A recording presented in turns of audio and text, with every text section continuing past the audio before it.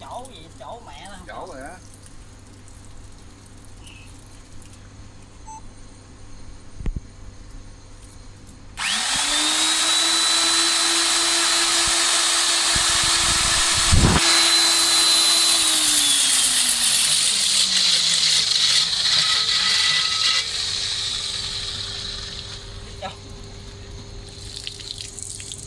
Chỗ dính trong luôn rồi.